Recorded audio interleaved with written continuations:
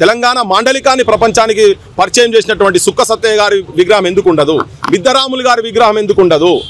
గద్దరన్న విగ్రహం ఎందుకు ఉండదు? ఇక్కడ అందశ్రీ గారి విగ్రహం ఎందుకు ఉండదు?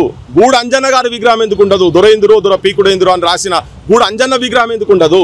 ముచ్చర్ల సత్యనారాయణ గారి విగ్రహం ఎందుకు ఉండదు? తెలంగాణ సోదర అని రాసినటువంటి వాళ్ళ విగ్రహాలు ఎందుకు ఉండయి?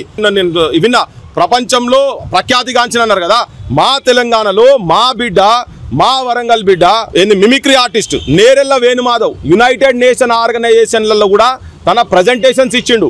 మెకనైజ్ గోల్డ్కి సంబంధించినటువంటి ఆయనది మిమిక్రీ వింటే ప్రపంచం మొత్తం యుఎస్ ప్రెసిడెంట్ కాడికెళ్ళి ఒక్కసారి షాక్ అయిపోయింది ఆయన అది విన్న తర్వాత. సో ఇంత అద్భుతమైనటువంటి వ్యక్తులు ఇక్కడ ఉన్న తర్వాత వాళ్ళవి పెట్టకుండా రేపు ఇక్కడికి వచ్చిన తర్వాత ఎవడో బయట దేశాలకెళ్ళి కావచ్చు, నువ్వు మొన్న ప్రపంచ సుందరిమరుల ఫోటో ప్రోగ్రామ్ చేసినావు కదా, వీడికి వస్తే వీళ్ళు ఏ ప్రాంతమయ్యా అంటే పక్క రాష్ట్రం వాళ్ళని చూపిస్తారా? వీళ్ళని చూపిస్తే ఇది అవమానం తెలంగాణకు.